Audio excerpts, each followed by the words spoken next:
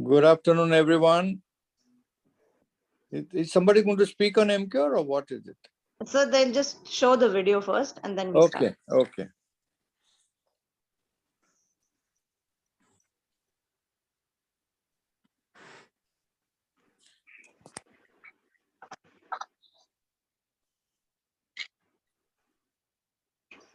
You are the anchor? So me and Dr. Aruna, sir. Yeah, just introduce the topic and time first so that... I'll be doing that. Yeah. So you have the program? No, I don't. Don't worry. We'll just introduce the speakers.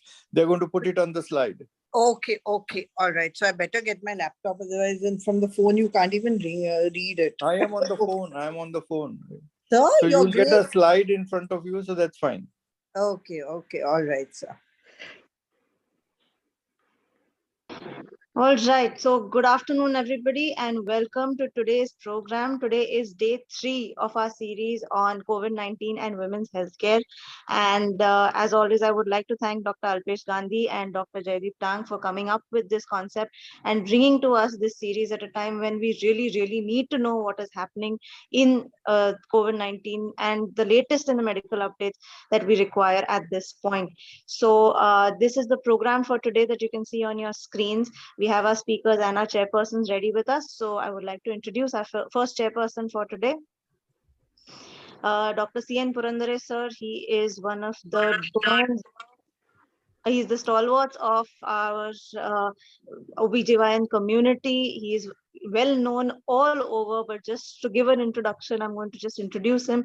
He has been the president of FIGO from 2015 to 2018. He is the Dean Emeritus of the Indian College of Obstetrics and Gynecology and has been president of FOXI in 2009. He was president of the ICOG in 2009 as well.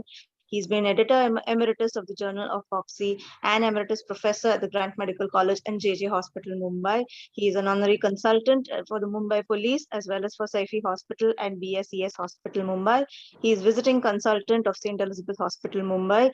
And just to let you know, he's joining us all the way from Ireland today. Thank you so much, sir, for being here and immediately joining us for us. Thank you so much. I would like to ask Dr. Aruna to introduce our next chairperson, please. Aruna, ma'am. Thank you, Aarti. Good afternoon, everyone. Dr. Nandita Palshetkar, madam. She doesn't need any introduction. Very dynamic, friendly, affectionate, lovable, madam. Welcome, madam.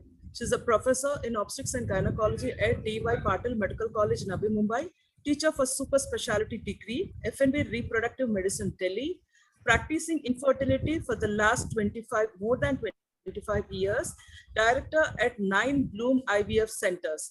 President EMOGS, President FOXI in 2019 and 20, President MOGS, President IAGE, Vice President ISA 2020, Chairperson MSR 2016 and 2018, Member National Guidelines for Accreditation, Supervision and Regulation of ART Clinics in India. You're welcome, madam. Please take over. Thank you.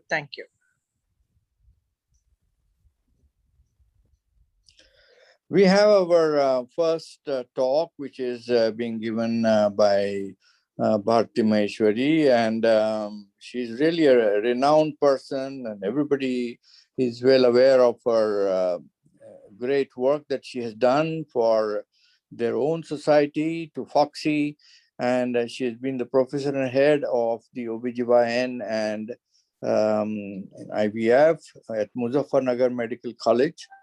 Chairperson of FOXI MTP Committee, Fellowship of Medical Education by the FIMIE, Governing Council Member elect of ICOG, Joint Secretary, the UP-COG, Vice President of Meerut OBGY Society, author of many books, and the National Coordinator of MT Committee from 2015 to 18.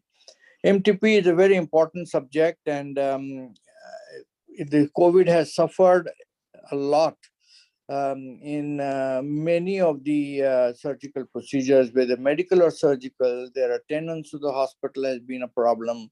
Doing them again has been a problem, and Bharti is going to elaborate in detail what the situation is in the COVID-19 situation. Bharti, over to you. Thank you, sir. And it is really, I am very much honored.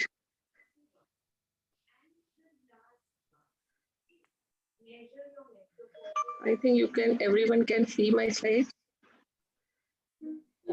No. No, ma'am, No, not no, yet. we are not able to see the Okay, slides. okay, Can okay. you share it?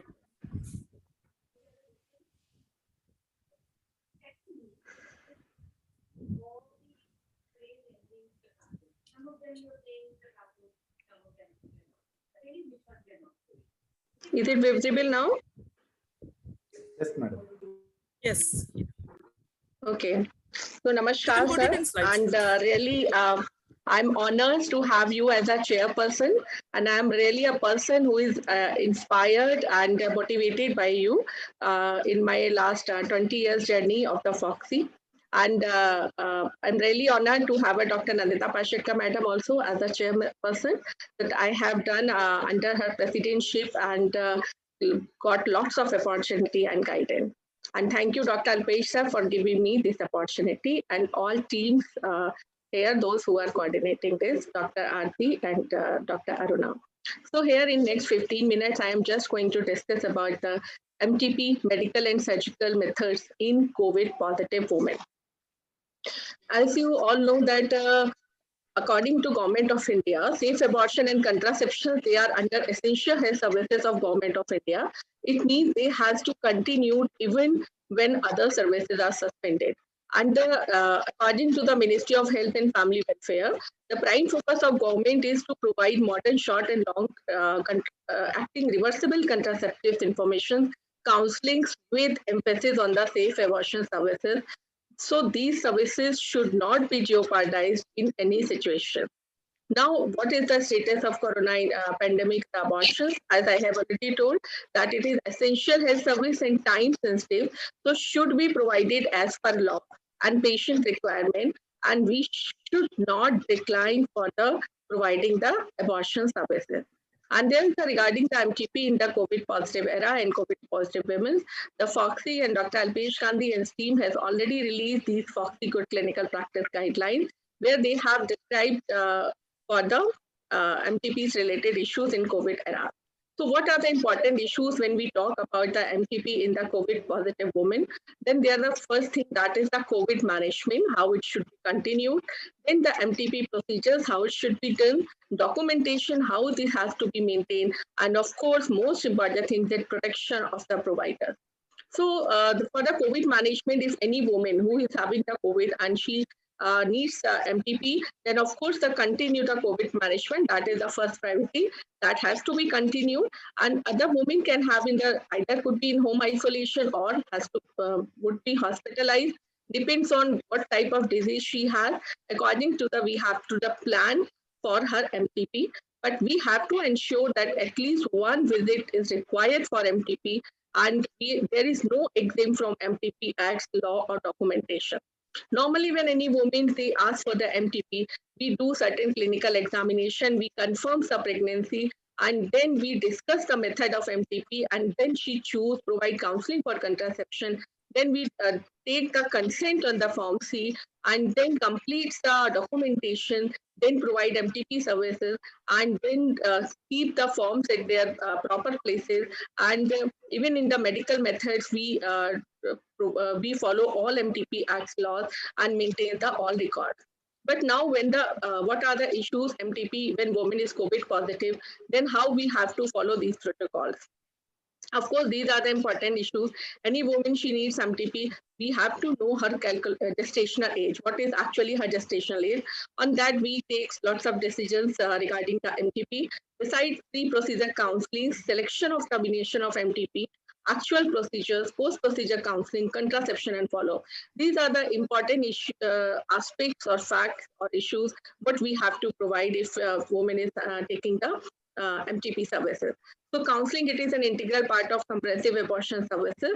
And we know that pre-procedure counseling, any woman who needs MTP, even in COVID, by teleconsultations, we have to give her counseling about what takes help her to decide about the termination of pregnancy, to choose the actual method of termination, and it ensures that consent for procedure is given after receiving complete information about the procedure and understanding its implications, and it helps her to adopt a contraceptive method. Besides, if she is found eligible for MTP, what we can ask certain questions and we can find out on the teleconsultation, then we have to explain in the simple language about the range of available options for MTP techniques and risk associated with the procedure, care required after the procedure, and the future fertilities related to the procedures. And in the beside that, we have to tell these women in the pre-MTP counselings about the contraceptive options, as well as help her to choose the various contraceptive options and need and schedule for a follow-up. And this is an important aspect that even if woman is, when she wants MTP, she is not willing to accept any contraceptive method, we should not refuse her from MTP and assure that woman will not be refused for MTP and then again wait for next opportunity to counsel her again and again. Now, any COVID woman, if she have again, as usual, two options for the MTP, medical and surgical. Medical methods of abortions, if any woman, she is eligible for MTP and we have to give her then, of course, the same drugs, mifepristone and misoprostol, which can be used in 9 weeks of pregnancy. But again, we have to ensure that she needs at least one visit so that we can utilize that visit for the clinical examination, for the necessary investigation, for the completion of documentation, and for the providing the drug. So plan at least one visit at, she's a COVID, so at the COVID center where her clinical assessment has to be done, where ultrasound is not mandatory, but if it is required and that visit, it can be done. Laboratory necessary investigation, hemoglobin, urine, blood group, that we do, that has to be done. And besides that, even in the medical methods, if a woman choose, then we have to fill all these documentation. And then we have to give medications, medical methods according to the protocol. As like on the first visit, we give detailed history, counseling, examination, that all things has to be done with proper PEP kits at the proper COVID centers. And under that visit also, we can give her the second visit drugs, as well as we can follow her by this follow-up card at the digitally or virtually, and so that we can skip second and third visit. Only that can be done.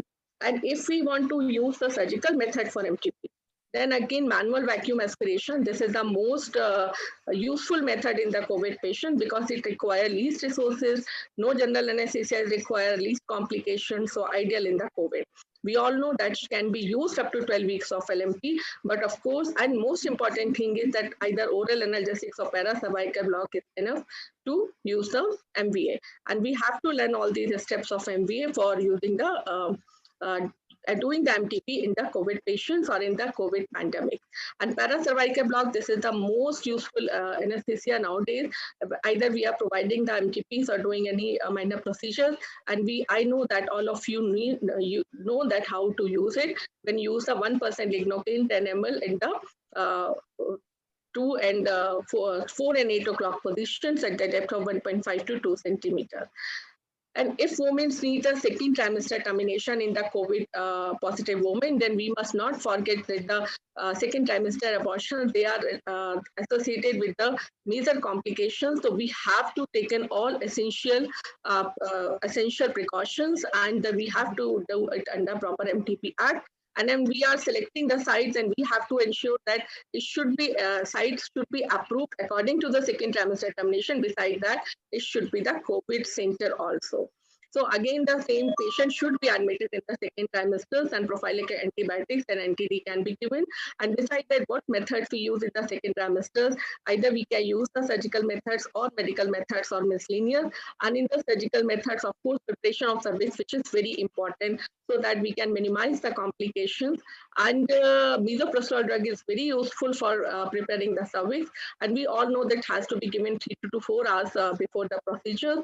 And this misoprostol, it is not only making the cervix soft, but simultaneously it is arresting the bleeding also by the contractions of the uterus even before the actual procedure is initiated. And then evacuation can be done with proper PPE kits and with the minimal OT staff in the proper COVID positive center. And the medical methods WHO can also be used we all know that the procedures by the mifepristone and every 3 hours 400 to 800 microgram misoprostols as we use in the other cases. And complications of the abortions at the same time we have arrangements and we have keep in mind so that we can manage if we are doing any patients in the MTP in the COVID era setups. So and if when we are doing the MTP or we are doing the any case, either it is a medical methods or by the surgical methods, we have to keep in mind that if patient can have excessive bleeding, then we can use either tablet misoprostol additionally 400 to 600 micrograms, or we can use the evacuations or in the under the oxytocin tips vacuum aspiration can be given. So the finally in the nutshell, in the COVID positive women, what is the difference in the other scenario? All the provision of MTP acts, including consent, documentation, and maintenance of record need to be adhered to even in COVID positive women and in COVID pandemic. Consultation, counseling, and prescription of investigations, blood and ultrasound, they can be provided by telemedicine and they can be reviewed remotely before in person. So any woman, if she is COVID positive, definitely she would be called at the COVID facility. And the procedure should be deferred preferably for 14 days if she is a COVID positive. And if she develops symptoms in this time, appropriate medical care has to be given if she is asymptomatic COVID positive. And if she is already in the critical conditions, of course, those things has to be managed. And then the MTP should be done. So medicated abortions cannot be prescribed by telemedicine. This is very clear message. Follow-up after medicated abortions can be conducted remotely. So you have to do at least one visit where you can do clinical examination, selection of cases and ultrasound, and if it is required, and then you can provide the medicine. And if the woman is asymptomatic after the medical abortion and has no complaint, physical visits and ultrasounds to confirm completion is not mandatory. So you can avoid that third visit. And in the event that woman who has been prescribed medical abortion and she requires surgical evacuation, so if she is COVID positive, definitely you have some access of the facility where COVID patients can be handled, and the procedure should be done in a COVID hospital and separate theatre should be available.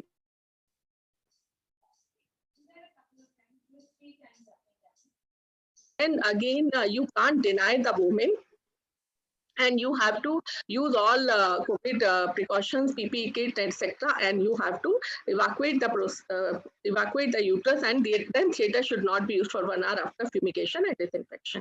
If possible, perform the procedure under local anesthesia with an anesthesia consultation. And if it is not possible, then decision regarding anesthesia has to be done with the anesthetist. Have one assistant and one other staff in the theatre. Full PPE kit should be worn by all personnel in the theatre. And besides that, the surgical evacuation, perform the procedure using a manual vacuum aspiration kit and sterilize it after treating with sodium hypochlorite solution, which we are called bleaching solution, for 30 minutes. And if it is not available, then all the surgical instruments have to be treated with sodium hypochlorite, washed, dried, and then autoclave. After she is stabilized, testing for COVID-19 should be done. Notify to the local authorities if test is positive, if woman is not or COVID positive status is not clear. But if woman is already positive, then we have to take all precautions for positive COVID, and we have to do it the COVID sector.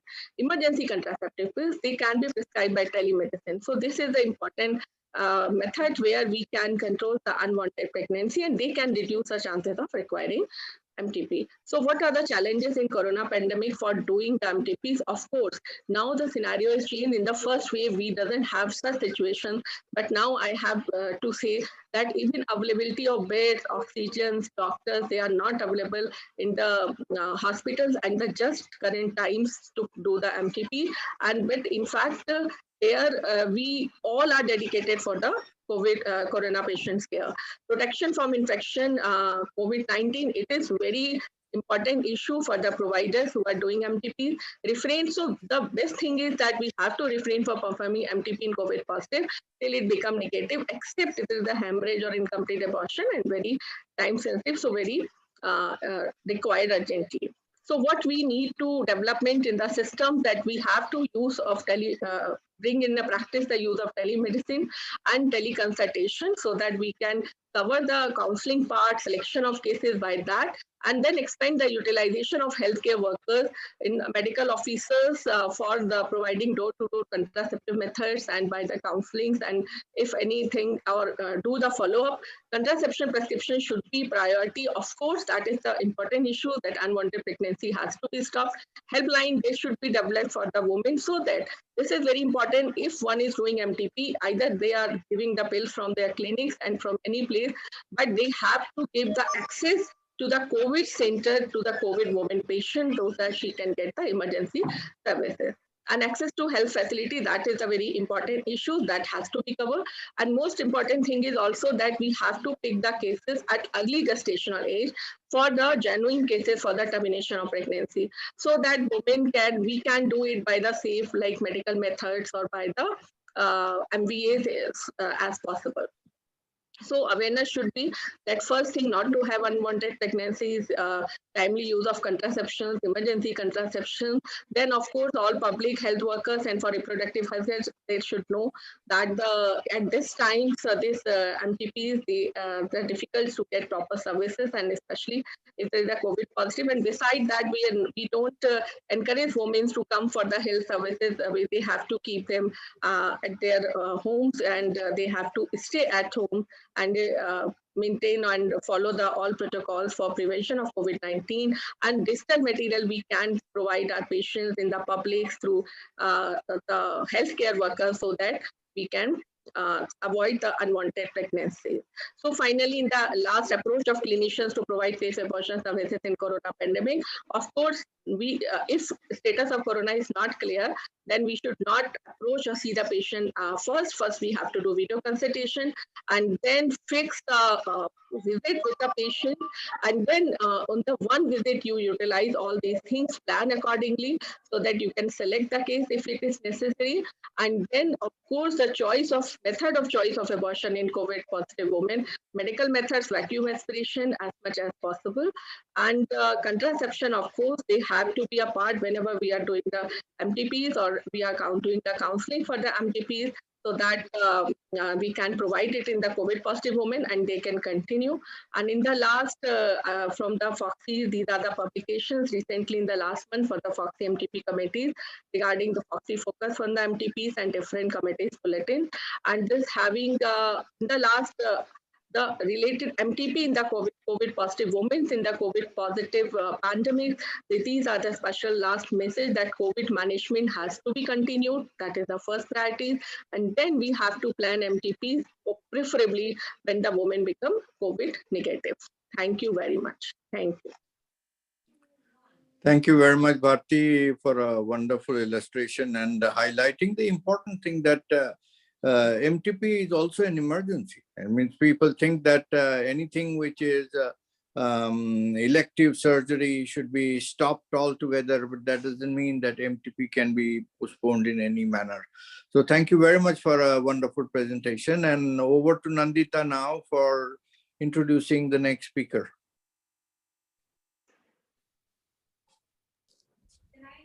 Thank you, Dr. Purandare. It's always a pleasure to be on the same platform as Sir, who's always been a mentor and guide to all of us.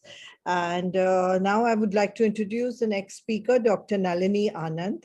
I think she's going to talk about a topic which is really something that we need to understand because of the second COVID wave has really created havoc in all our lives.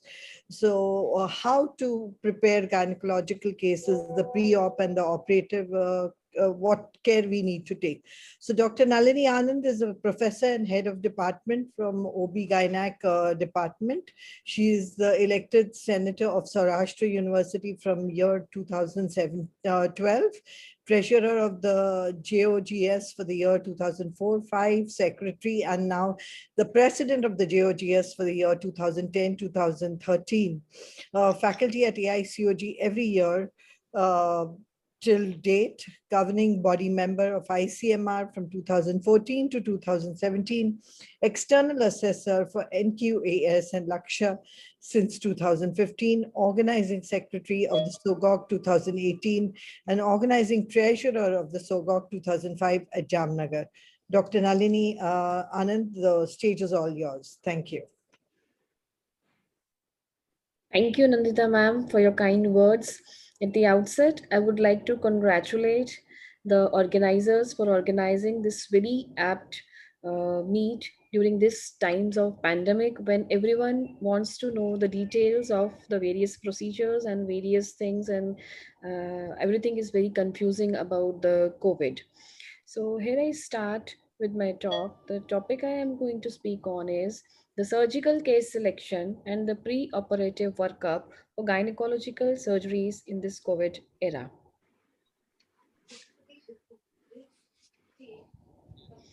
Coronavirus disease, this new pandemic, which we all know is very highly contagious and all the more contagious in this second wave.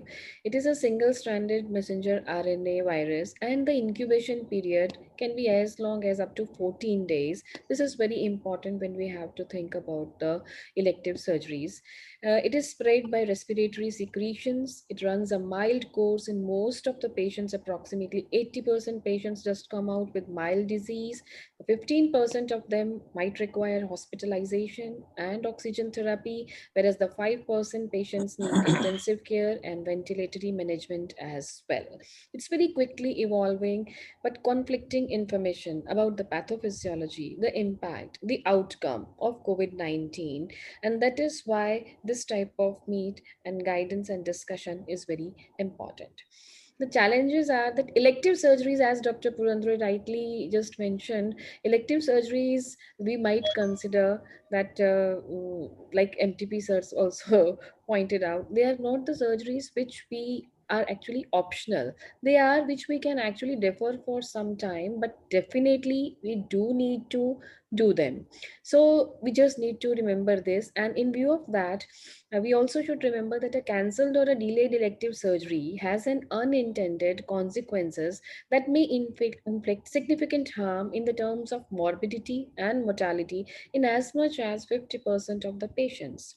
The associated thrombocytopenia, the venous thromboembolism, the pulmonary endotheliasis, the post-operative unmasking of the subclinical COVID-19 infection, it causing severe interstitial pneumonia and associated ARDS like picture, the cardiac injury, the kidney failure of COVID 19 illness, along with the impaired immunity following the surgeries, will result in poor perioperative outcomes in the patients undergoing elective surgeries if they are COVID positive preoperatively, or they contract COVID-19 illness during the postoperative or the perioperative period. So the challenges are to overcome the challenges that we face. We advocate the following six-pronged strategy, incorporating a systematic integrated approach to assess the infection risk and provide standard care to the patients during this pandemic. So this six-pronged strategy that I'm going to advocate is: one is we need to minimize the chances of exposure when we do the surgery. Second is adherence to the protocols, the standard protocols. The third is the very strict peri-operative patient care. The fourth one is precautions while performing aerosol generating procedures specifically. Fifth one is the limiting the movement of the personnel within the operation theater. The sixth one is monitoring and managing the healthcare professionals. So if I begin with the first one, we all know that we wearing of the mask, the patients, the relatives, proper hand hygiene, the social distancing for the staff, the visitors, the operation theater, and separating the COVID and non-COVID. The most important thing is ideally all elective procedures should be deferred, awaiting a 14-day period of COVID-19 cases in the community. I would stress in the community to minimize the risk of in-hospital transmission as well. Again, then adherence to the standard protocol, we all know that pre-operative COVID-19 screening, oblique testing for all surgical patients must be considered. If the patient is positive or asymptomatic carrier, the surgery is deferred and they are admitted in the COVID wards and they are treated symptomatically for as and when their symptoms arise. Since 30% of the false negative cases test occurs with reverse this RT-PCR, a lung ultrasound using a CLUE protocol, that is the COVID-19 lung ultrasound in emergency department using lung ultrasound scoring system LUSS, can be considered to ascertain the presence of COVID-19 features in addition to the X-ray chest. The local COVID-19 diagnostic testing capabilities and turnaround time of COVID-19 might limit elective surgery as availability might decrease when the testing demands are increased like recent times. Routine CT scan of chest is not warranted for radiological diagnosis of COVID-19 for pre-operative screening. COVID-19 risk stratification. Patients are classified as high risk, the low risk, or suspected oblique confirmed patient for COVID-19. To define the high risk patient would be those who have a travel history to high risk areas or are a direct contact with a confirmed or a suspected patients, or they are the clinically extremely vulnerable group of patients. The clinically vulnerable patients include the solid organ transplant recipients, people with severe respiratory ailments like severe asthma, severe chronic obstructive pulmonary disease, with cancers undergoing active chemotherapy, radiotherapy, immunotherapy, parturient, and other immunocompromised patients. Such patients are advised 7 to 14 days of self isolation, what we call shielding. If they test negative for COVID 19, the surgery can be done in clean theaters and sent for post operative care in the ward for non COVID ICU. If the patient is a low risk patient, which we define as having no contact history, no travel history, no symptoms and signs of COVID 19 disease, and without CT manifestation of COVID 19. Not that we have to do CT of all the patients, only if the CT is by chance taken as a part of pre operative workup for the surgery, as in oncology patient for staging, etc. Within the past 14 days, they can undergo elective surgeries if warranted. The confirmed patients with COVID 19 who are confirmed with RT PCR or the serological test, suspected patients will be those who show clinical manifestations such as fever, respiratory symptoms, and who might be tested. RT PCR may or may not be positive. In suspected patients who are tested COVID 19 positive, and for those, the confirmed patient, the elective surgeries must be rescheduled and they should be admitted in the COVID ward for their symptoms.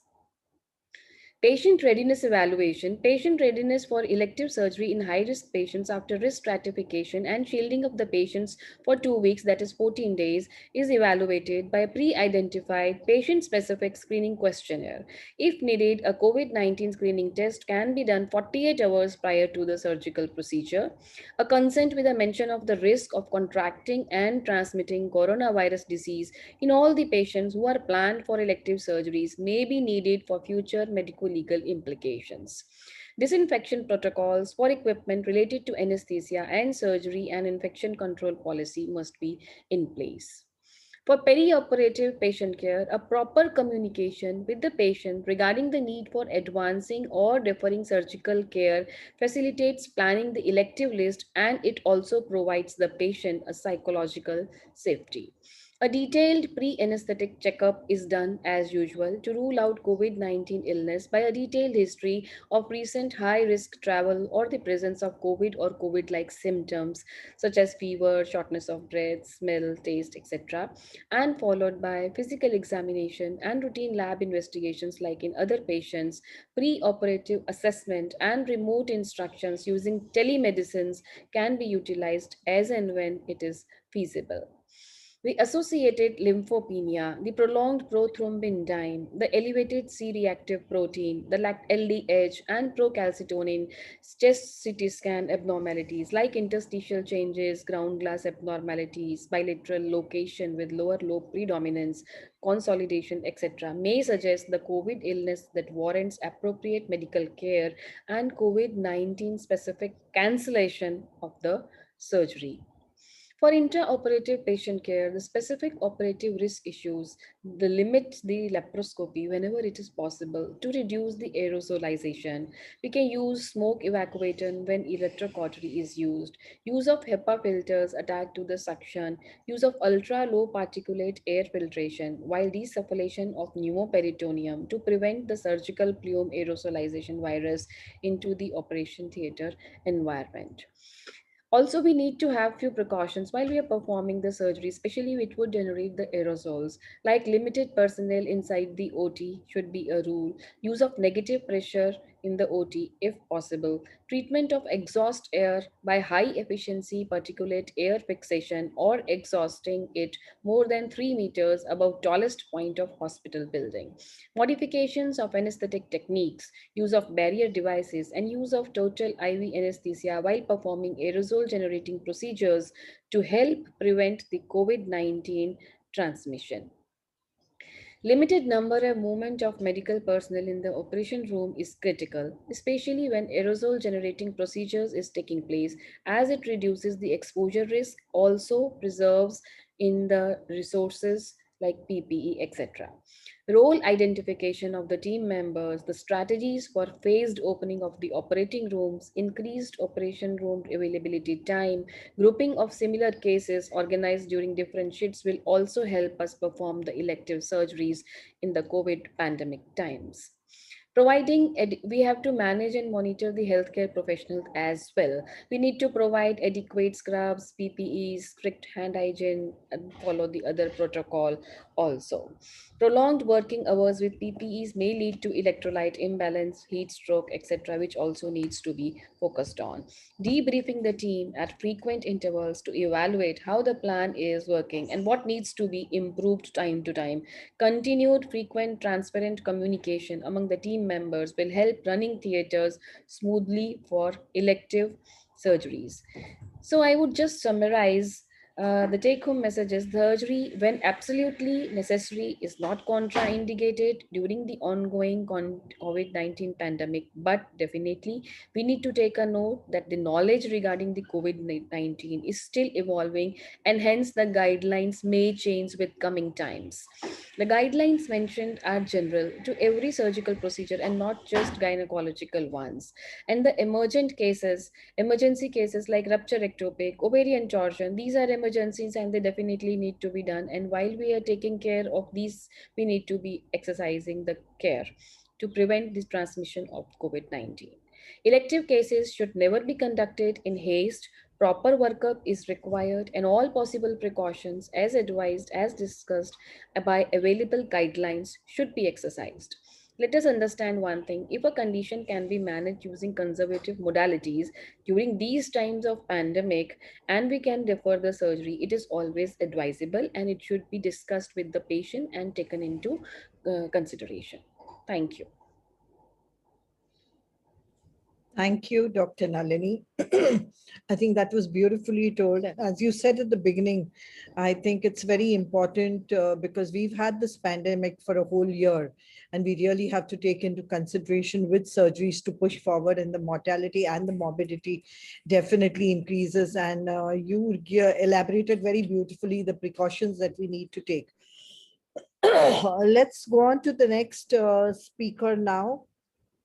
And the next talk is going to be, with so many cases increasing in India, I think it's very important to know about the tips and tricks for a very safe surgery in COVID women, in women who are suffering from COVID.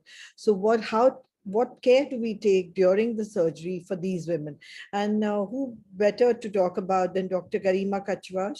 She's a fabulous speaker and done a lot of work at AIIMS with COVID patients, and she's going to talk to us about it. She's of course the additional professor at AIIMS New Delhi, joint secretary of FOGSI 2016-17, secretary of the Delhi Gynecological Endoscopic Society, treasurer of the Association of OBGYN of Delhi, projects 3+1, 4 projects of the ICMR research grant, research papers, 31 research papers published, best oral paper at National Conference of the Gynae Endo, the DSL prize for best paper in ESICON 2012, then the Seuli Rudra Sinha prize for best oral paper in the 55th AICOG 2012 A.V. Gandhi Award for the Best Research in Endocrinology, Foxy Corion Award, and Best Paper awarded for the C.S. Don Best Paper in AICOG 2018. Now let us hear Dr. Garima Chawla. Kachwa, sorry. Garima, sorry. Yes, ma'am. Thank you so much, ma'am. It has been a pleasure to be here in this afternoon with all the senior mentors, Dr. Purandare and Madam Batlar, Madam Nandita Palshetkar, and it's been a pleasure really to put my views in front of these mentors. Now the topic given is tips and tricks for safe surgery. We have discussed about the pre-op management, which was discussed very beautifully by Dr. Nalini. Now the patient is in the OR room. So here we have to see that what are the precautions that we should take when the patient is for surgery. So we all know that never before has the healthcare providers seen the dissemination of an infectious disease as devastating and widespread as the COVID-19 infection. It has affected all spheres of life, and most importantly, it has affected the healthcare system, and the impact of COVID-19 on surgical practice is widespread. The workforce and staffing issues, the Dr. procedure. Garima, can you make it slideshow, please? Oh, yeah. The impact of the COVID-19 on surgical practice, I was talking about that procedural prioritization, intraoperative viral transmission risk to the healthcare surgical team, and the impact on surgical education, which has devastatingly affected the whole healthcare system and the medical education system. Because safe distancing, the affection of the healthcare team, which has affected the direct hand-to-hand mentoring of the surgical procedures that we are doing. As we have already discussed that elective surgeries are to be deferred in all patients with COVID-19, but all surgeries cannot be deferred. Emergency general surgeries or gynecological surgeries that are still there, that require our immediate attention. And the malignancy cases will be discussed in detail by Batla madam, and we will be discussing about the benign cases. COVID-19 infection has shown to be associated with adverse outcomes and increased morbidity in these surgical patients. The COVID Surge Collaborative Group performed an international multi-center study, and they found that patients undergoing surgery with positive SARS infection, the pulmonary complications is around in more than 50% of patients. 30-day mortality was around 23% cases, and it was mostly associated with male sex, older age group, and severe grades of ASA grading system. However, it was not significantly associated with malignant diagnosis or with any emergency or major surgery. So it is very important that the surgical team should ensure and follow the laid down guiding principles for safe surgery. At the utmost priority will be the healthcare worker safety, the patient safety who has trusted us and come for surgery, anticipated PPE stock, surge burn rate, and opportunity for protocolized system and standard operating procedures, guidelines should be laid down for individual institute and hospital for every surgical team. So the first and the most important fundamental aspect of safe surgery is preparedness, protection of the surgical team against COVID-19. We have to minimize the risk of acquiring COVID-19 infection. So what we can do, we can have segregated teams for the surgical teams. One team can work for some amount of time and then the other team is isolated and will work after a week or 2 weekly. This is the way we can safeguard our surgeons who have to operate these patients, COVID positive patients during the pandemic phase. And we also have to safeguard the patient and also to decrease the infection from the patient. So all non-intubated patients who are coming into the operation theaters must use masks. So if they are coming for minor surgeries and there is no need for intubation, then these all patients should be using a mask, and intubated patients may use the plastic curtain or mobile plastic curtains which can segregate them from the surgical team. And one thing should be kept in mind that there is possibility of viral contamination during all surgeries, whether it is an open surgery, laparoscopic or a robotic surgery. So we have to ensure protective measures are strictly employed for safety of the staff and for maintaining a functioning workforce. Now, about the COVID infection, we are discussing here about all COVID positive patients. So here we have to be very sure that the report is there, because until unless the report is not there, there is decrease in the guard and we may take the patient or we may take the SOPs lightly. So all positive report patients are considered positive, but we have to take and we have to take it with a pinch of salt that there is a high false negative test. So all symptomatic patients, even with a negative report, should be considered a potential positive patient. So if any emergency case has to be taken in a patient with a COVID report negative, but has some symptoms of COVID-19 infection or have radiological features of COVID-19, so these patients should be considered as a positive patient. WHO CDC has also recommended that healthcare staff in the operation theaters must always use PPE regardless of the COVID status of the patient. So the next step in protecting the healthcare system is the personal protection equipment. Personal protection equipment, now you all know what are these, what are the different components of personal protection equipment. I would like to discuss here some which are very important in our gynecologic surgeries. We as obstetricians and gynecologists are dealing with delivery and especially hysteroscopy. These are the surgeries wherein a lot of splashing of fluid is being encountered. So sometimes there is rupture of membrane, there is splashing of amniotic fluid, blood while taking the deliveries. Then we are doing hysteroscopy.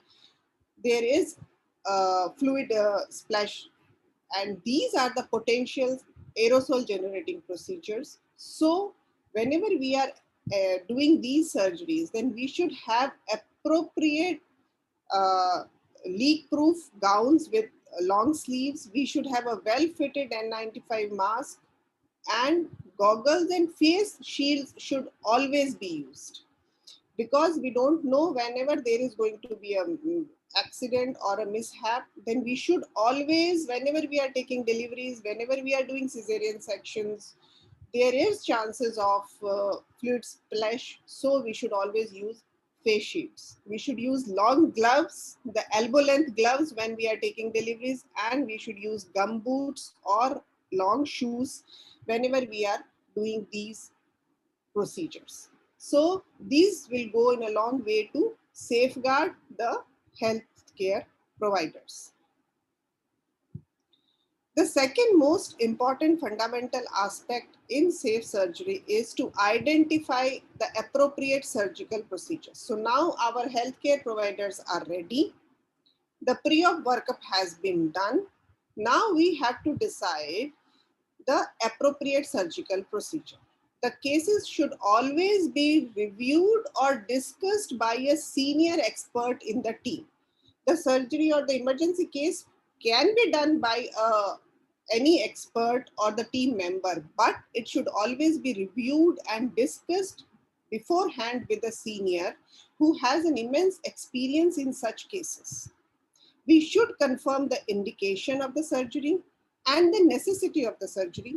We should have a role for alternative interventions. Is it possible to postpone the particular procedure for 14 days, or we cannot postpone it? Is there any alternative medicine or an alternative medical management for that particular disease? Say, for example, if it is an ectopic pregnancy, we know that everything, medical management, expected management, but these should be individualized, and we should see that whether we can leave this patient for medical management or no, we have to take her for surgery immediately.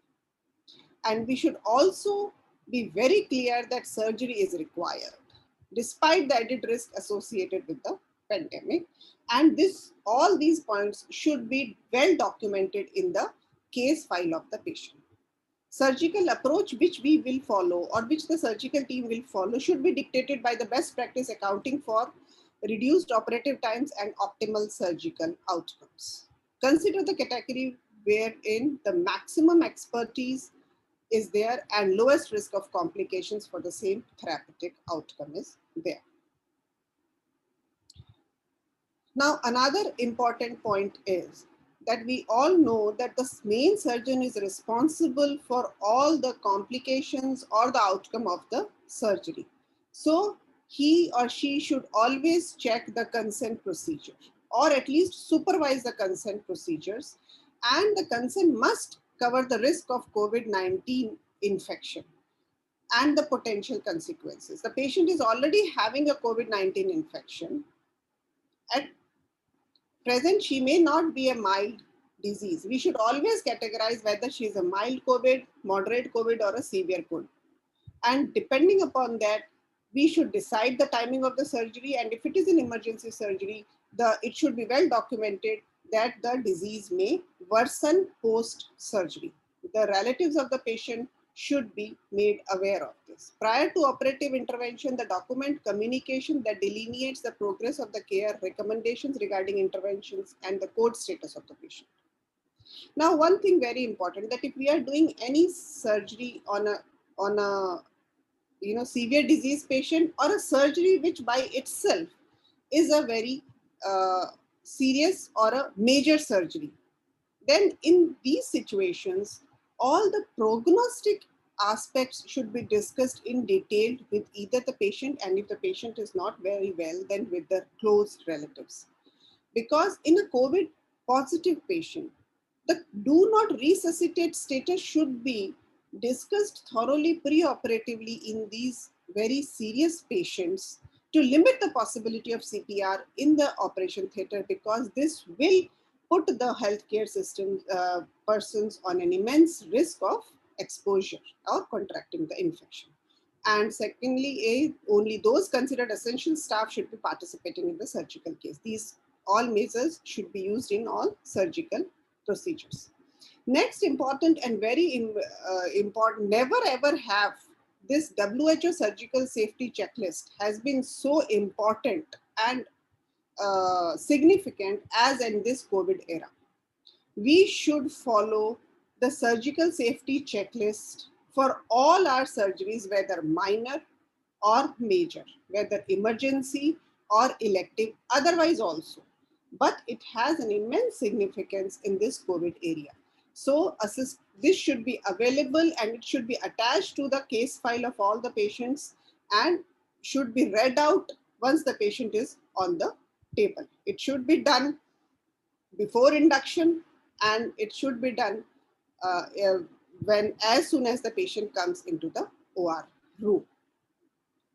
This is the COVID-19 patient and healthcare worker safety checklist, which is in conjunction with the WHO surgical safety checklist. Here it is that before patient arrives in the operating room, what are the things that we should do? which has been discussed in the previous lecture, the first we have to confirm. But once a positive patient is entering into the operating room, it should be well labeled on the patient. It should be well documented clearly and boldly on the case file. So before starting the intubation or any anesthetic procedure, the checklist should be followed, spoken loudly and clearly, and then it has to be ticked once the team has listened to it. Then it is separate for anesthetist, for the nurse, and for the surgeons. This is another World Federation or Societies of Anesthetists checklist, which is specifically for the anesthesia team, which can also be followed. So whatever checklist we are using in our institute, we should follow it diligently, which will go in a long way to have a safe surgical outcome for all our patients. So once the patient is in the anesthesia room, a dedicated operating teams for COVID-19 patients must be identified. Negative pressure has also already been discussed by Dr. Narili. There are portable negative pressure curtains also that can be used in patients if you have a small setup or if the patient is to be taken in a emergency somewhere remote from the dedicated COVID operation theaters. Most important is that as soon as the patient enters the OT, the doors should be closed. Intubation and extubation should take place in the negative room with the surgical team outside the OR room. Minimum patient staff should be there when intubation and or extubation is being done. All essential equipments should be limited, meaning thereby we should have a very clear-cut, detailed plan of the type of procedure we are going to do. We should always have a plan B in action, that what will happen if I encounter with these X, Y, Z complications. So these should be discussed with, they should be told to the nurse, and the nurse should prepare the trolley in such a way that all essential things are there, but those things which are not required should not be there in the nursing table when we are dealing with COVID positive patients. All sutures, surgical instruments should be there in the room at the start of the time, so as to we can limit the entry and exit of the the floor person again and again. We can't ask for something that we have not told the nursing staff, please give me Vicryl number 2, I don't want Vicryl number 3. These things should be avoided to safeguard the healthcare providers and our nursing staff. Whatever we want should be ideally written, and a checklist should be given to the sisters so that everything is prepared beforehand. And there should be minimum or ideally no exchange of room staff unless the case is over, and record of all surgical team should be kept. So this is a type of flow chart which can be put in all the operation theaters, and all the operating team, the surgeons, the nursing, the OT technicians should be made to read it so that they understand that once their work has been done, they are in the not coming in the way again and again. So minimum now, because this is a COVID positive patient, we will have only one OT anesthesia assistant, only 1 or 2 sister will be there to assist the surgical team. So everybody should be aware of their particular domain or their work when it starts. So now the actual surgery begins. Since this patient is already having an infection and is prone to secondary infection as well, so it is very important that asepsis is meticulously followed, and all drapes are disposable, leak-proof, non-woven drapes. Self-adhesive PU surgical dressing drape can be used on the abdomen while doing laparotomy or laparoscopy, and an adequate incision for proper visualization should be given, because these are the patients where we are usually doing emergency surgeries, or for active symptom patients we are doing these surgeries. And we know that the patient is already COVID positive. We don't want to increase our operating time by having an improper visualization, and we will not have enough assistants to hold the retractors also. So we should have an adequate incision. As far as laparoscopy is concerned, the incisions for ports should be minimum as much as is required and should be small enough or big enough to allow the ports or the trocars to go to enter, because otherwise there will be leakage of the gas through those port sites. So this has to be taken into care. We know that laparoscopy is a aerosol generating procedure, so we have to take utmost care. Antibiotics should be given repeated if long duration surgeries, multiple handling or excessive bleeding is being done. Aerosolization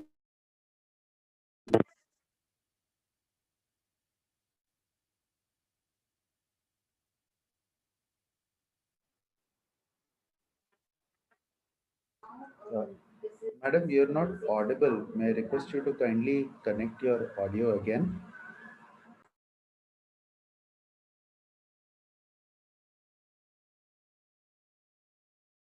I don't think she can hear you, Sheshan. Yes, madam. So I what don't- are the Garima, we could not hear you. what happened all of a sudden? Now Madam, the okay. previous slide, we couldn't hear you actually. Now we can hear you fine. Now you can hear me from here. Yeah. Yes, madam. Okay. So it is very important that we usually say that laparoscopy is a generating procedures, but no, all surgeries, whether open, whether cesarean section, all surgeries may have the risk of bioaerosol generation. So we should minimize these instances to the minimum. Laparotomy, evacuation of abdominal gas, smoke during laparoscopy, and splashing of fluids, they are all risky procedures. So we should keep these in mind. We should minimize them. And how we should do this, let us see in our other slides. The most common is the use of electrocautery. Use of any electrocautery should be minimized. They should be set to lowest possible settings, and they should not be used, or the tissue should not be desiccated for a longer period of time. They should be used just to coagulate the bleeding vessels. And cautery should be chosen over other radio frequency or ultrasound devices. Direct aspiration of fumes in the open surgery should be done so as to minimize the disruption. If available, monopolar diathermy pencils attached with smoke evacuators can be used. And in laparoscopic surgeries, we can use a closed circuit smoke evacuator systems. And also the room air should be changed very frequently so that if there is a leak, which can be released. Another is hemostasis. Whatever procedure we are doing it, we should achieve hemostasis meticulously, because these COVID-19 patients, we should not give them a chance to reopen because of hemoperitoneum or because of any other chance. So whenever we are doing, even if we are doing a minor surgery or a surgery which we have routinely done 100 times, whenever we are dealing with patients with COVID-19, we should be very meticulous in doing the surgery step by step and be preventive whenever there is a chance of bleeding. We should anticipate that there may be a bleeding and try to ligate the vessels before there is any loss, because these patients are already at a risk of hemodynamic instability and frequent episodes of hypotension. So we don't want to create any confusion in the post-operative period. In monitoring these patients, we should be very careful as surgeons to identify and hold bleeders before cautery, ligate medium and large vessels, and we should keep this thing in mind that there is shortage of blood and blood components during this pandemic because of increased use of blood and blood products, and also because the donations have gone down because of lockdown and fear of infection. So we should very diligently use our blood component products, and we as surgeons should not give a chance to use them because of hemoperitoneum. we should pay extra attention to any needle stick injuries, and we should be very careful for our assistance, and we have to decrease the operating time, but that doesn't mean that we are in a haste. We should also take care of the PPE that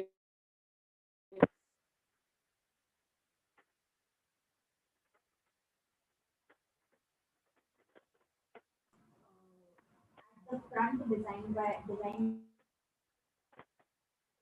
so that they can Madam, we have lost your voice. be guided on Hello. how to again. Yes, madam. It happens for around 3 to 4 seconds. It's okay. Now it is come again. Yes, yes, ma'am. Yes, madam. So we should be very careful that while producing pneumoperitoneum may infection or virus dissemination. So what usually does, whenever we are creating pneumoperitoneum, there will be upliftment of the diaphragm, there will be increased air pressure, CO2 retention, and decreased lung compliance. So these are the inherent problems of laparoscopy. So we should judiciously choose laparoscopy versus laparotomy in all these COVID positive patients, whether they will be able to sustain the decrease in the lung compliance that will accompany a laparoscopic procedure. So just because we are endoscopic surgeon doesn't mean that we have to do it and laparoscopically only. We have to keep the interest of the patient and the post-operative morbidity and recovery in mind before choosing the approach by which we deal with the surgery. We should set the intra-abdominal pressure as low as possible. Close the taps of the trocars before insertion during the operation so that there is minimum leakage. Pay maximum attention to the port sites. There should be minimum number of incisions. Size should be appropriate, and we should not change the instruments very frequently. And whenever we want to change the instruments, we should wait, speak loudly that I want to change the instruments so that your trocars are closed. The caps are ensured that they are closed. The instrument that you want to use now is ready, and it is put inside without much delay. And as already discussed, there should be minimum use of energy devices. We should use vacuum suction devices, closed circuit smoke evacuation devices with HEPA filter or ULPA filters if possible. And this I've already discussed, that the trocar caps should be closed all the time. Then pneumoperitoneum should be safely evacuated whenever we are doing closure, trocar removal, specimen extraction, or conversion to laparotomy. We should avoid chimney effect. What is chimney effect? As soon as we remove our instrument, then with pressure, the gas will come out on the face of the surgeon. So this has to be avoided whenever we are doing MIS in patients with COVID positive. But one thing we should keep in mind that I have discussed all the disadvantages now. The proven benefits of MIS, that is the reduced length of stay and complications and early recovery should always be kept in mind.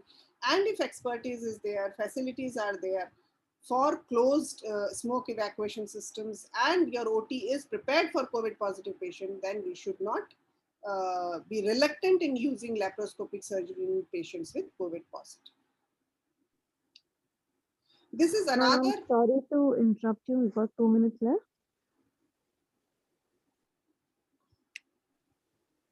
So just last 2 slides, that after the completion of the case, we should be very careful when extubation is happening because the patient may cough. So all the surgical team may move out, and the patient, the anesthetist and her team should be there so as to extubate the patient. Specimen which we have taken out should be double bagged, labeled clearly, and then sent for pathology. Unused consumables should be discarded. Surgical equipments that we have used should be cleaned separately, covered for transport, and returned for immediate sterilization. A doffing with a buddy system should be available so that the surgical team can doff adequately. Post-operative documentation should be performed outside the operating room, and in detailed documentation should be there, because these patients are already at increased risk of morbidity. Anything can go wrong anytime. So all details of the surgery should be penned out systematically and correctly. Then once the surgery is complete, the management of the patients and the organizers must be carefully done. And in the post-operative period, it is very important that these patients are managed with the close liaison with the medicine experts or COVID-19 management team. We as a surgeon should go daily and see the patients. And once the patient is low risk or miles, then we can stop seeing the patient. But otherwise, to help our medical experts or the treating physicians, we should see the patient so that there is no confusion in any new developed symptom in these patients. So to conclude, given the medical and legal implications, there must be a decision-making phase to identify the most appropriate therapeutic plan for the patients. Even for post-operative complications, a bridge to surgery should be created with alternative procedures whenever possible. As the sequelae of the virus is better understood, we will be more learned, and the revised guidelines on the management of surgical patients may help improve the outcomes. Thank you very much for your patience. Thank you, Garima, for that elaborate talk. I think we are running short of time. Dr. Purandre, will you take over?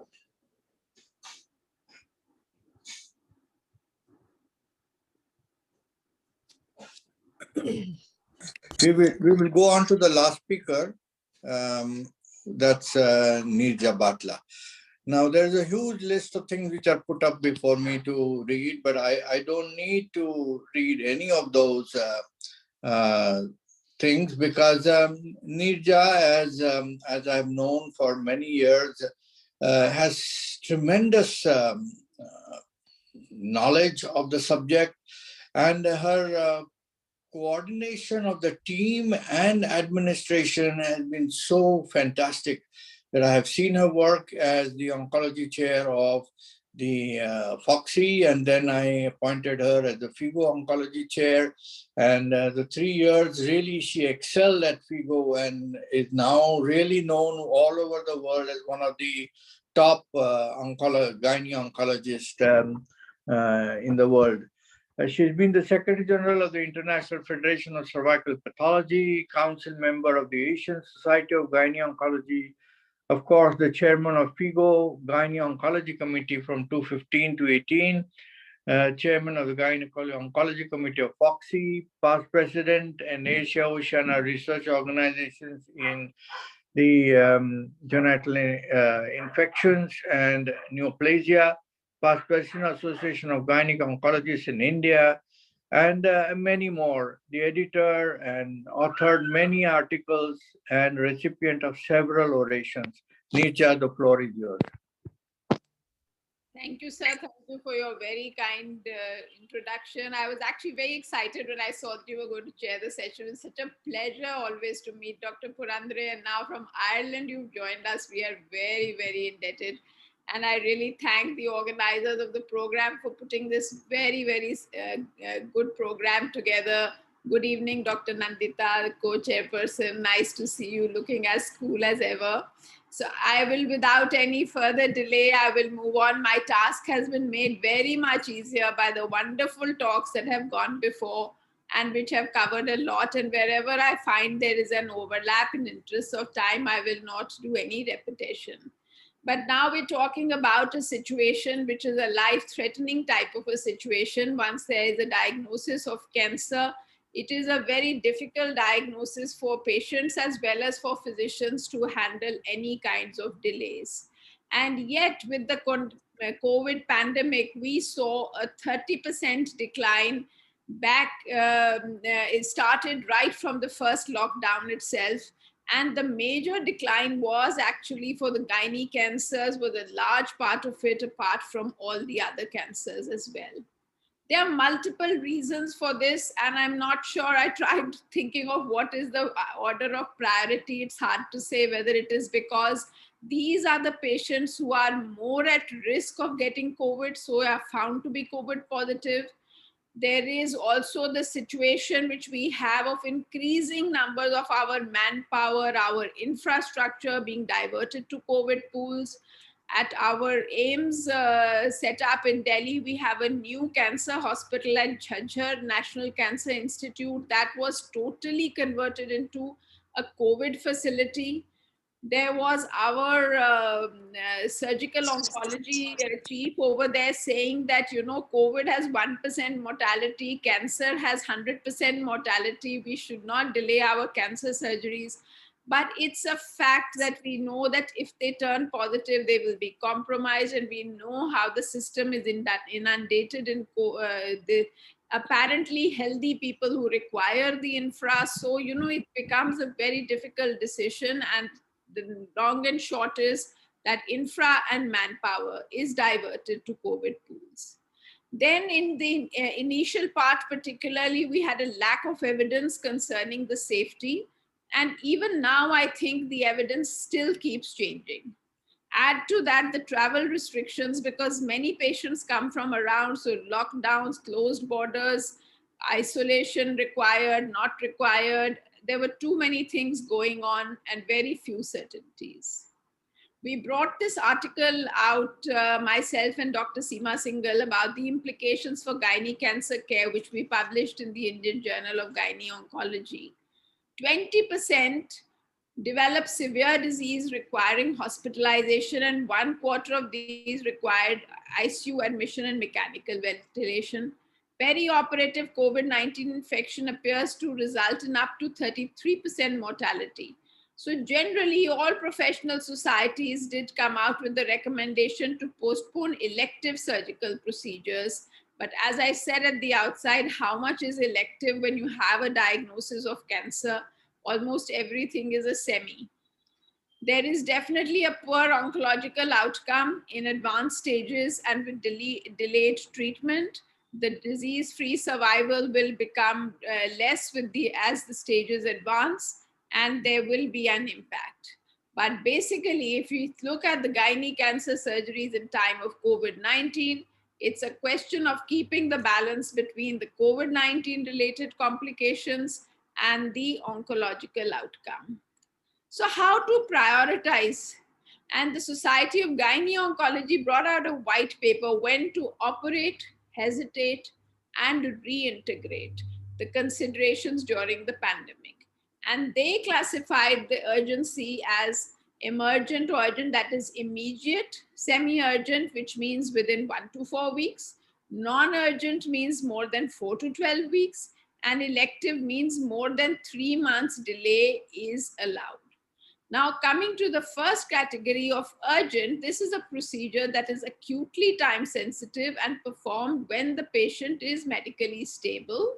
And it includes, and these are in fact the ones which have been mostly done amongst the procedures that were being done through the times of the pandemic, like there has been a perforation, gut perforation, there has been an obstruction or an incarcerated hernia, or there's been hemorrhage, molar pregnancy, pelvic mass with torsion, or urinary or interstitial obstruction. So there is no doubt that these patients have to be done COVID, non-COVID anyways.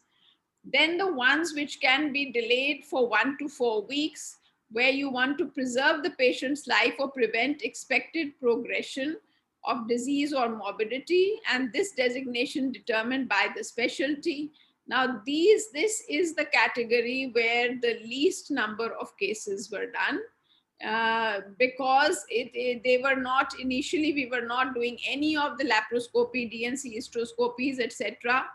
We were only doing the ones which were very clear that they will have a significant benefit, like the grade 1 endometrial cancer, when hormonal therapy is conjugated or not possible. But the ones which had the high-grade cancers, cervical cancers, longer procedures, these ones tended to get delayed, or they tended to get diverted towards radiation. And the advanced ovarian cancers tended to get diverted towards the neoadjuvant chemotherapy, with some patients getting as many as 6 cycles before surgery instead of the usual 3. And of course, it was very clear that the non-urgent, like the CIN, VAIN, or the risk-reducing surgeries, the more like a preventive kind of a thing for genetic predispositions, could all wait. So in the high priority cases, aggressive cancers, propensity for early metastasis and progression, cases that can be managed in minimally invasive or short stay manner, potentially curative procedures for apparent early stage cancers, and those which can have an interval debulking surgery after neoadjuvant chemotherapy went there. Overall, postponed in lieu of chemotherapy to prevent the viral exposure.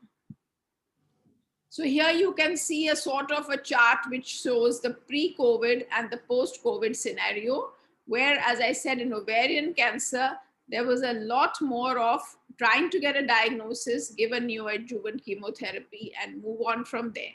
HIPEC has become pretty common in many centers, and that is a system in which there is a lot of vaporization and prolongation of procedure and prolongation of postoperative care and requirement of ICU stay.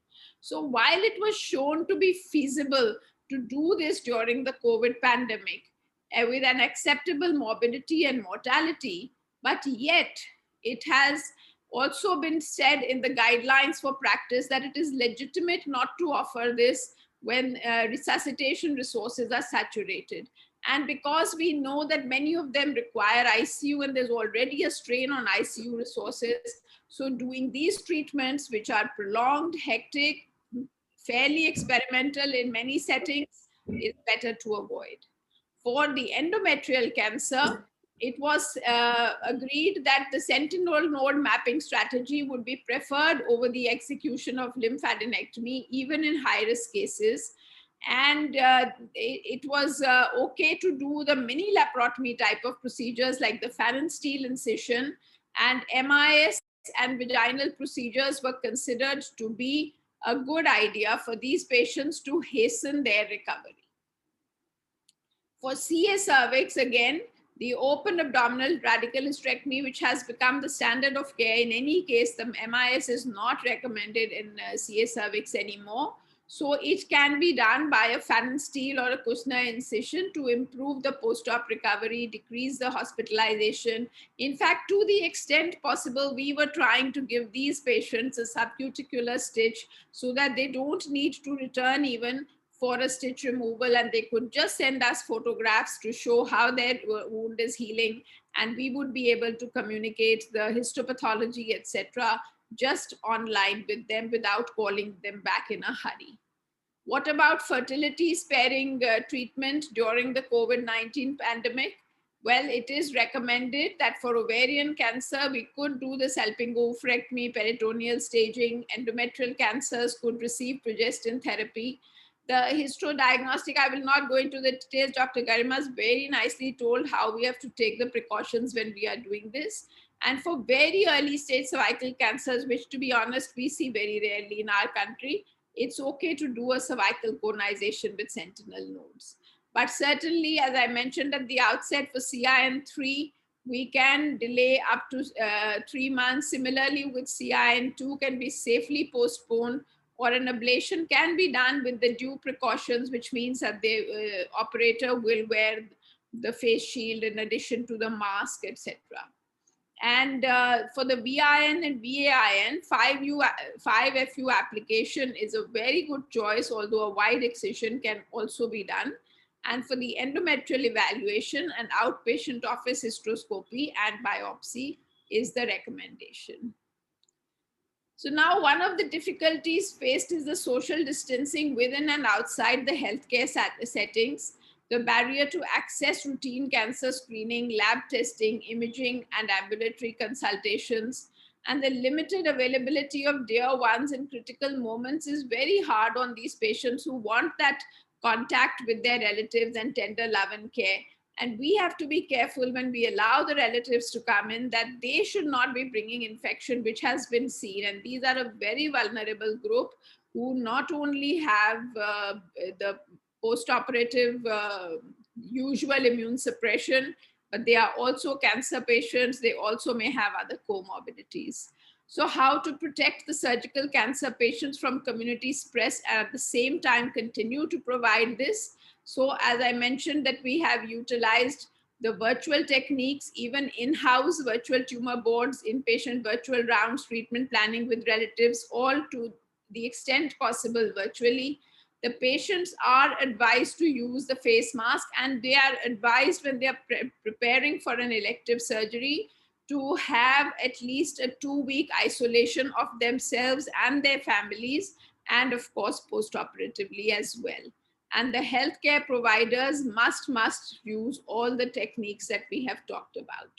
And I will not go into any details about which kind of masks, etc. If need be, we can come back to this in the Q&A.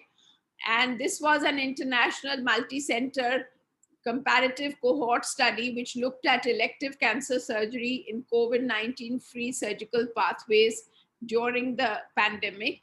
And they found that in patients with negative preoperative tests, the post-operative infection rate was also lower. And they felt that if you have the available resources, you can dedicate the pathways to make it free. How to do the pre-op screening, imaging and testing, that also I think we have already discussed to some extent, and I will not go into the details about this. But there has been a pre-op COVID-19 testing guidelines which have been brought out by 6 gynae-oncology academic centers, which they brought out last year, very important ones like Mayo Clinic, MD Anderson, Johns Hopkins, and they kind of set the stage, and Dr. Garima has already discussed. How to protect the healthcare professionals from exposure and exhaustion. Many people may be aware that we had the first positive cesarean section. We delivered her by a case of oblique lie at term who came with the COVID positive. And that was the first case in India. In retrospect, I think now that it was a good thing in a way, because they kind of jolted us to realize how easy it would be to get exposed, how easy it would be for the whole system. And we very quickly got the department into what we termed as a segregated team roster to make sure that everybody does not get exposed to the same patient, that we make it a very slim and trim team that encounters the patient. And we found by when we did this that developing these separate areas minimized the risk of exposure. So we had residents and consultants working intensively in clinical areas for a week. And initially we had 1 to 2 weeks of non-clinical or standby assignments. But as time went by, and as time has flown, and we have given more and more people. Right now, they expect us to give 80% of our residents to general COVID, which in gynae we can't, because we are maintaining so many services of the obstetric care as well as the gynae care and the normal patients and the suspects and the positives. So it's not possible to have maybe as much isolation now. But still, the segregation definitely means that even if people are exposed, they are less likely to turn positive. Of course, in this wave now, we have a very infectious virus, and now we no longer do contact tracings to find out how anybody has acquired the virus. So the whole story has changed.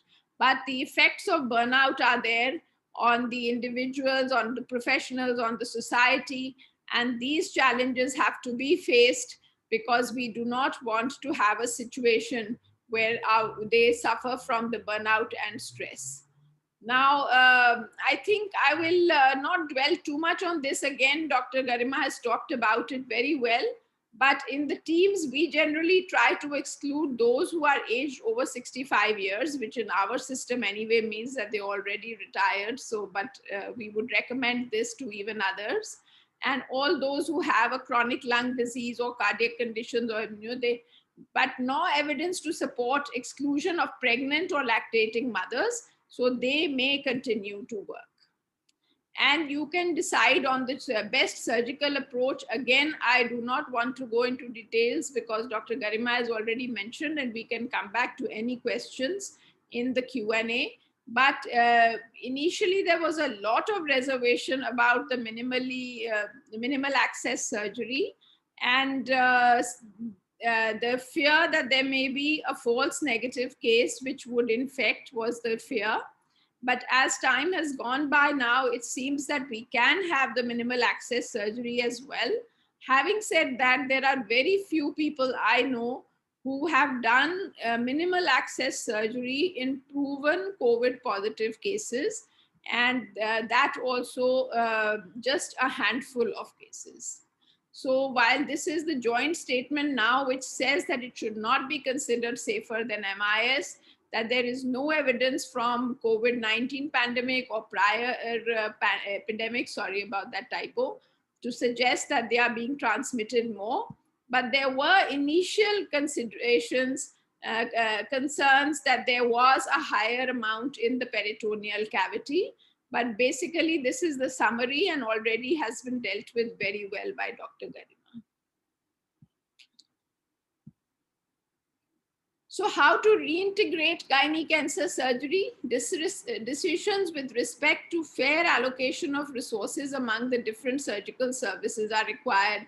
A phased approach to surgical reintegration to allow for a gradual ramp-up period, and to extend surgical block time into evenings and weekends to facilitate access to surgery, and to continue research and to continue reporting our results so that we know that it is proper to carry on doing what we are doing. So this was the kind of algorithm we had suggested for management of women with gynae cancers during the COVID pandemic. I know it looks a little complicated. At the center of it all are our personal protection measures and social distancing to be enforced as far as possible. Again, I will reiterate, the situation should be that we may have an exposure, but that exposure should not turn us positive. And then when we have those who are the suspected cancer cases, the ones who have the diagnosis confirmed, who need treatment, the ongoing treatment, and the cancer survivors, these are basically the 4 blocks. And all of them are amenable for the home-based teleconsultation. But surgical decision-making has to be done as we have decided about, based on the urgency of it, and the completion of therapy based on the patient condition and response, and then the follow-ups, etc., again on a individual basis. So the take-home message I have is that the surgery for gynae patients should be evaluated on case-by-case basis, taking into account the patient risk factors and comorbidities and local resources. We cannot have a healthcare system in crisis for a long period, either infrastructurally or financially. We need to learn our lessons from this pandemic and shift from our focus from the short term to the long-term strategies. And we do need to develop a series of contingency plans with epidemiologists, public health and government officials, the payers and the industry partners, so that we are not taken off guard in the future waves that now seem likely to be a part of our lives. So with that, I thank you for this opportunity to be here today, and I would be happy to take any questions. Thank you. Nirja, that was a wonderful presentation. And I must add to what you said, it's the stress of surgery, the stress of the patient, doctor, but I think currently when you look at what the situation, there is so much of psychological pressures on the doctors who are managing it from their home to their hospital environment, everything. It's not easy. It's trying times, and we have to cope up with the situation of these trying times to really make sure that optimal service is provided and given best to the patient in the circumstances that are existing. And I'm sure the patients are also well aware what the circumstances and difficulties that they are facing and the doctors are facing. So thank you very much for a wonderful presentation. And now I'll hand over to the anchor to get all the questions out and get the question answers done from all the speakers who are here. Over to the anchor, please. Yes, sir. Thank you, Dr. sir. Aruna, can you go ahead? Thank you, sir. Yes, thank you, sir. Now for the question and answer sessions, Dr. Bharati ma'am, can we give MTP pills to a lactational and COVID positive who had section 3 months back? And does she need anti-D? She's just 10 days overdue as it will increase the visit. Hello, can you hear me? Yeah. Yes, yes, ma'am. My video is not opening, but anyway, you have asked that can we give MTP pill 3 months back, cesarean is done, and now she's COVID positive. In MTP pill, COVID positive cases can be given. There is no contraindication. But I have talked that patient has to make at least one visit. Otherwise, it can be given. Okay. If patient comes with missed abortion with COVID positive, what do we do in a private practice? Yes. If she is in the missed abortion with COVID positive, we have to try 2 medical methods or MVA, whatever the possible, and we have to treat the patient. No issue. Okay. Anyone can take up this question. Is there any difference in levels of inflammatory markers in pregnant and non-pregnant COVID positive patients? Level of, is it to me? Anyone can take up this answer, ma'am. Inflammatory mark, is there any difference in pregnant and non-pregnant women? Is it, sorry, I am not, inflammatory level marker in patient? Yes, yes. In pregnancy, non-pregnancy. Inflammatory marker. Yeah. Is there a difference in the level of inflammatory markers? I don't think there is a difference, ma'am. No, yes, but yeah. Said this, we follow the same parameters for the pregnancy and non-pregnant. The same cutoffs, the same parameters. Same cutoff, yes. How safe is it to give OC pills for contraception for COVID positive patient and post-COVID recovering patients? What is the risk of embolism? Yes, it is said that though the OCs, they are little risk, but there are other options also. So we can give it the post-COVID patient, and depends on patient to patient, what is the D diamonds and what is their coagulability stage. So it depends, that has to consult first a gynecologist, only then give. Okay. There's one more question on telemedicine. If patient gives her ultrasound report on WhatsApp to confirm the period of gestation, and we can take proper history, and on video call, we can ask for hemoglobin, blood grouping, and can we prescribe MTP pills on telemedicine? On MTP pills, it actually on the telemedications cannot be prescribed because it doesn't come in the category of the drugs which can be prescribed on the telemedicine. That's why it cannot be prescribed. And besides that, you have to fill the documentation also if you are doing the MTP. That's why it is not given usually. Can we do medical abortion in COVID positive patients? Definitely, we can give. We should. We can do. Which anesthesia do you prefer, short general anesthesia or spinal anesthesia, if anesthesia is required? We prefer mostly, I ask you, all of you, that in the medical abortion, we don't need anesthesia, and MVA, we need paracervical or whatever. We should avoid preferably general anesthesia as much as possible. Okay, ma'am. If we wait for COVID positive to become COVID negative for 2 to 3 weeks, then we won't be able to do medical abortion. And will you have to do surgical procedure? Please guide. What I could get, if some women COVID positive become COVID negative, and in COVID positive we couldn't do medical abortion, then can we do the surgical abortion? Please guide. Please guide. Okay. So medical and surgical abortion, it all depends on the gestational age. When you are planning for the termination or abortion, at that gestational age, if medical abortion is possible, then we can do medical, definitely. And it is also have to counsel the patients also what she choose, medical or surgical. And otherwise, we have to do according to gestational age, MBA or other surgical option. Okay, ma'am. One more question. If 5 doses of misoprostol failed, then what will be the next option if the gestational age is 20 weeks? I couldn't get, please repeat once. Echo ho raha hai thoda. The gestational age is 20 weeks, ma'am, and already 5 doses of misoprostol was given. So what is the next option? Yeah. So if any woman, if you are giving the misoprostol medical method, then 5 doses are done.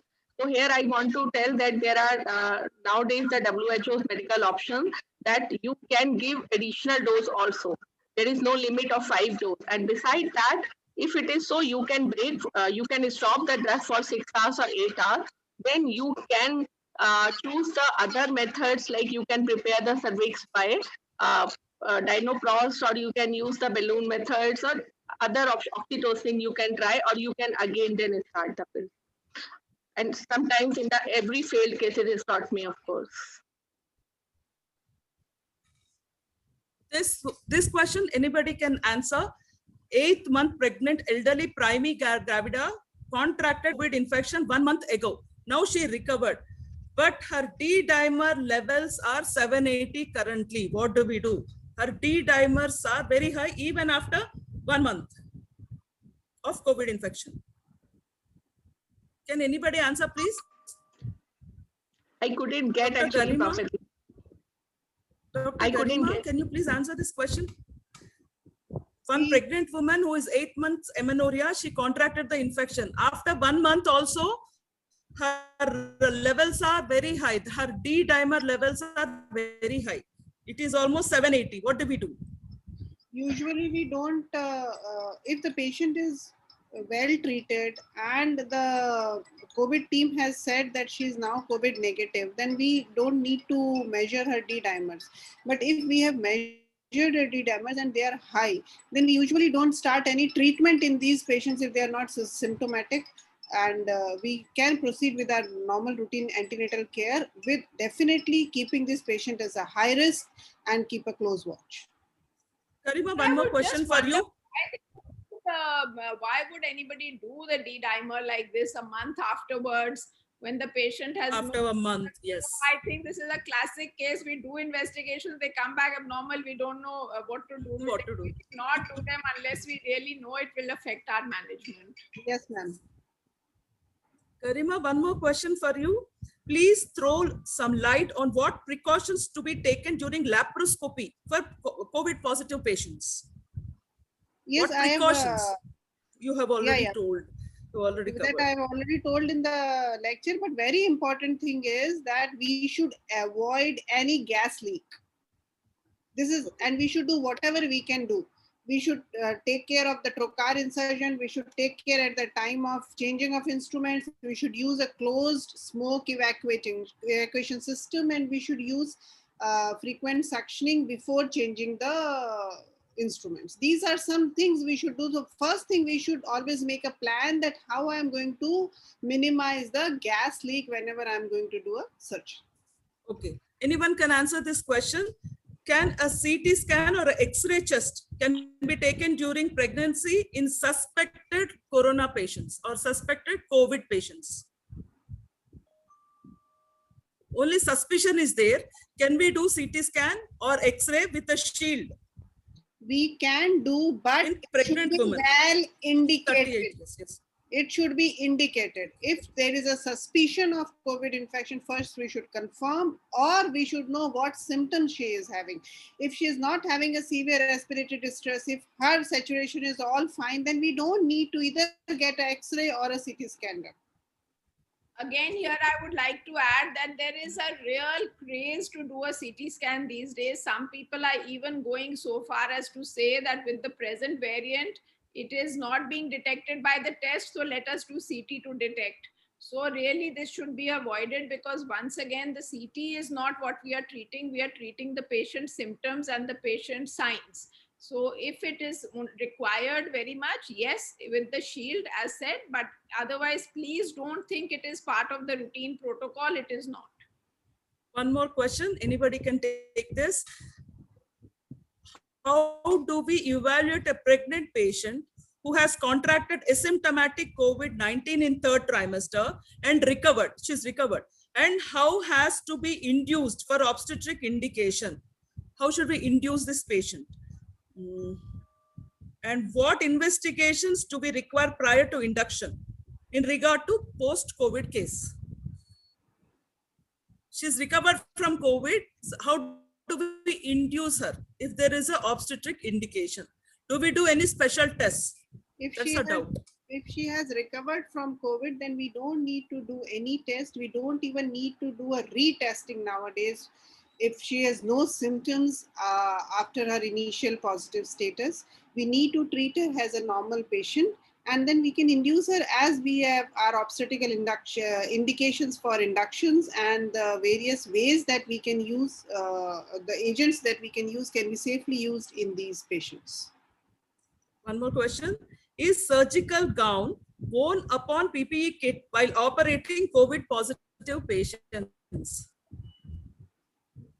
It depends that if you are operating, if you want, suppose you are expecting some blood splash or a fluid splash, and you are not immediately going to doff after the procedure, you want to see the patient in the post-op care, or you want to wear the you want to avoid the accidental splash of the fluid on your PPE kit, then you can wear the gown over your PPE kit. And most of the times our PPE kits are not sterile, ma'am. So better we wear a gown upon that, Yes. surgical gown. Otherwise, you have to wear it because of that reason also. Okay. Can, ma'am, Bharati ma'am, for you, can MTP pill be given to previous 2 sections in this pandemic? Yes, either in pandemic or not. Of course, MTP pills can be given in the scar uterus, previous 2 sections. There is no contraindication. But of course, we have to do ultrasound, have to rule out scar, ectopic, etc. And we have to tailor the dose. But of course, it can be given in the scar uterus. Okay. Garima ma'am, in emergency ectopic with no COVID symptoms, should we go ahead with the surgery without COVID test? Dr. Aruna, Dr. Bata is adding something to the previous question. Sorry, I'm sorry. No. I was seeing the comment in the chat box from Dr. Manjula that misoprostol will cause Bronchoconstriction, known asthmatic with COVID. But I don't know that misoprostol has a significant effect on asthma. Would anybody like to comment? Dr. Manju is also here with us. Garima, what do you think? Yes, ma'am. They say that theoretically there may be bronchoconstriction for all prostaglandins, which should be avoided, but misoprostol is not very because it is selective. Because it is selective vasodilator. That's we need to have precautions, but we cannot say that we cannot wait. And no absolute contraindication, only relative, no ma'am? In COVID and non-COVID in that respect, as far as I know. No, I guess you are right, Dr. Nirja. I agree with you that it is not a contraindication in COVID patients. Yeah. Thank you, Dr. Manju. One more question. In emergency ectopic with no COVID symptoms, should we go ahead with surgery without COVID test? Garima ma'am? No, there is no COVID test. There's an ectopic. Do we proceed or no? We have to consider this patient as a potential COVID patient and take all necessary precautions and then go ahead with your emergency services till the report comes. But we cannot assume that she is asymptomatic, so she has to be a negative patient. No. All patients with no reports are assumed to be COVID. What I'm hearing that if she is stable and you can wait for the report, then you wait for the report. If she is not stable and you cannot wait for the report, then you take her into a suspect OT or positive OT if you don't have any separate suspect OT. But you do it with the full PPE and with the full precaution as you would take a positive case. Yes, ma'am, definitely. Suppose the surgeon is positive and it's been 3 months. What precautions are to be taken? Are you saying that the surgeon can get it again now? Yes, she's scared of that. So what precautions should a surgeon take? When she's already positive 2 to 3 months back, now she's negative. So what extra precautions? Same. No extra precautions, but definitely whatever precautions we are taking to avoid infection or exposure has to be taken as in any other healthcare. I don't think she should be bindas before that also. She should still be taking precaution throughout only. Okay, thank you. And one more question, any special sterilization procedure to be adopted for COVID or post-COVID operative handling of instruments and OT sterilization? For instruments, the instruments, they are to be sterilized as the routine protocols, but we should not delay their sterilization, and also proper handling of instruments with the people in proper PPE while washing them and removing the blood stains and all. Later on, they should be packed in a separate container for their sterilization, and they should be labeled that they are from the particular, COVID OT. And the batch should be different. And also for cleaning, we usually use the hypochlorite solution, and for other monitors and other equipments, we can use the alcohol-based sanitizations. Including the laparoscopes, ma'am? How do we sterilize the laparoscopy instruments? Laparoscopes, we usually, they are not usually, once we clean them, and then those laparoscopic instruments where we can first clean them with alcohol-based sanitization, and then they can go for, once they are dry, they can go for their usual plasma cleaning, sanitization, sterilization. How to check chimney effect? How to check for chimney effect? No. You don't have to check for the chimney effect. If you're in the port site incision and your trocar is well fitted into the incision, there is no leak, and your instruments are in the trocar, then there will be no chimney effect. Chimney effect is, yes? Are there any special complications after COVID positive patient in a LSCS? If we have done LSCS, are there any special complications after she's become negative? During cesarean section, after cesarean section. Because of COVID, there are no special complications that can occur once she has become negative after any type of a surgery.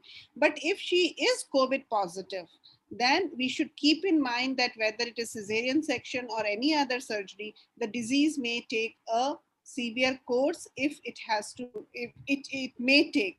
So we have to be very closely monitoring all these surgical patients in the post-operative phase when they are COVID positive. A mild disease may convert to a severe disease or a moderate disease, and we have to closely monitor these patients. Otherwise, there are no specific. So, madam, what about the preload to be given during cesarean section, before cesarean section? Is there any difference to a positive patient, a negative patient? I don't think it depends upon the no difference at all. It all depends upon the patient's hemodynamic status, and the anesthetist is the best person to decide that how much to be given. Can the emergency COVID positive cases can be operated in the same OT as other surgeries when the other surgeries are also taking place? How to maintain the hygiene? No. Ideally, you should have separate operation theaters for COVID positive and COVID negative patients. If you want to, in case there is an emergency and you cannot refer your patient, COVID positive patient, to the specified COVID centers or institutions, and you have to do it for the sake of emergency, then the other surgeries during that in that OT has to be cancelled. It has to be properly, sterilized, and then only another surgery can be taken. This is also the reason why in some places, where they cannot have the multiple OTs, they have chosen to make certain hospitals as COVID hospital, non-COVID hospital in the same city, so that this problem is circumvented. But yes, there will be some smaller places, like Dr. Garima said, where there is no choice, and then only this situation should come. Aruna ma'am, last question, please. Last question. There are many more questions. Yes, ma'am, but we are running out of time. Okay. Put them on the chat box. We would be happy to answer them. Yes, ma'am, we'll put it on the website, I think, because this chat box is not visible to the audience. Right. It won't be visible to the audience. I will ask you a good question. Okay, ma'am, one more last question. If D dimer is very high at term, T-dimer is a term with COVID positive. Should we wait and give low molecular weight heparin or take her for cesarean section and after that only give low molecular weight heparin? The T-dimers are high. Do we No. give heparin prior to surgery or after surgery? Where treatment or the protocol of anticoagulation in COVID patients are very clearly laid down, and depending upon that, depending upon the level of at which the anticoagulation has been given, we should start whether pregnancy is there or not there. Because if she's term, then we can always start anticoagulation, do a surgery, and then we can continue the same anticoagulation in the postpartum phase. Thank you, ma'am. We have answered almost all the questions. Some are left over. That will be answered in the next few sessions. Aarti, please take over. Yes, thank you so much, Garima ma'am, Bharti ma'am, and Neerja ma'am. Thank you so much for staying with us right up to the end and answering all the questions so patiently. I would just like to let you know that we've had 6,500 plus registrations and 2,000 live members watching right now with us. So I think that's a great achievement for everybody. And thank you so much for being here. Thank you to the chairperson and of course our technical support, that is Science Integra and MCure as well. And Aruna ma'am, thank you so much for being here with me as well. So I think we wrap up for today and we'll see you all tomorrow again. Thank you. Thank you. Thank you. Thank you, ma'am. Yeah. Bye. Thank you, all the speakers. Thank you.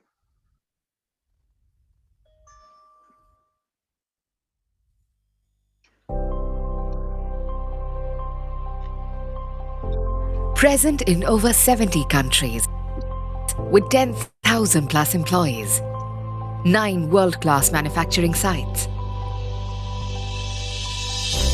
Research-driven company with complex R&D capabilities.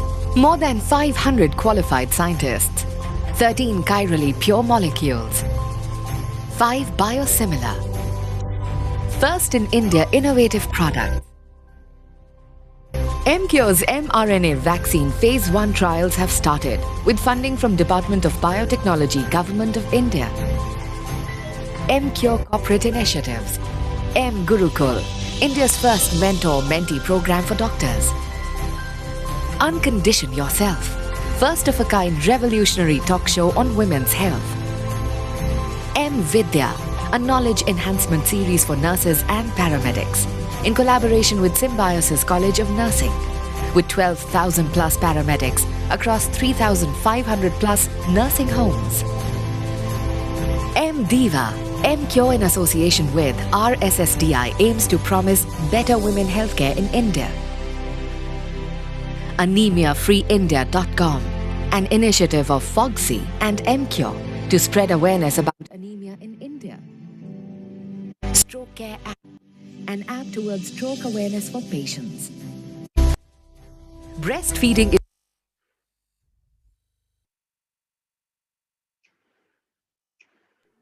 Thank you, doctors. Thank you very much. Thank you. Are we offline? Thank you.